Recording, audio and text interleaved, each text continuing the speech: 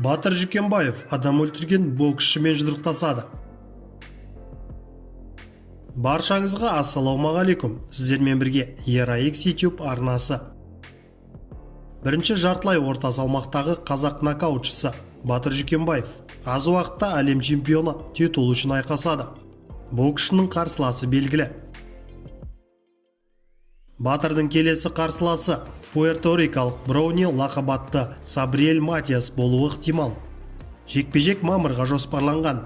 Жүкембаев Матиас жекпе-жегінің жеңімпазы IBF рейтингінде екінші орынға көтеріліп, Льюис Ритсон мен Иеремиас Понзе кездесуінің жеңімпазымен жұдырықтасуға мүмкіндік алады.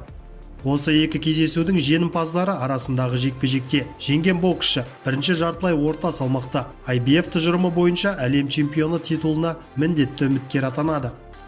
Сабриэль Матиас деген кім? Кәсіби мансабын 2015 жылдың 19 желтоқсанында жартылай орта салмақта бастады. 2019 жылдың 19 шілдесінде Сабриэль Матиас бірінші орта салмақта IBF әлем чемпионы атағына міндетті үміткер ретінде іріктеу кездесуінде рингке жеңіліп көрмеген ресейлік Максим Дадашевке қарсы шықты. 11 раундта Дадашевтің бапкерлері жекпе-жекті тоқтатуға мәжбүр болды. Өйткені ресейлік боксшы Матиастың ауыр соққыларын көп жіберіп алды және жекпе-жектің барысын бақылай алмады. Киіну бөлмесіне бара жатып Дадашев өзін нашар сезінгендіктен оны жедел түрде ми ісінуіне күдікпен ауруханаға жатқызды. Дәрігерлер жедел басын тексеруге кірісті, бірақ Дадашев ауыр комаға түсіп кетті. Араға аз уақыт салып, 2019 жылдың 23 шілдесінде жекпе-жектен алған ауыр соққылар әсерінен комадан оянбастан көз жұмды. Жәнібектің алдағы қарсыласы жойқын соққыға ие, өте мықты боксшы. Түркиялық боксшы Авни Илдримнің бапкері түркиялықтар оны өлтіреміз деп отырғанын мәлімдеді. Жанкүйерлер маман сатқындық жасады деп отыр.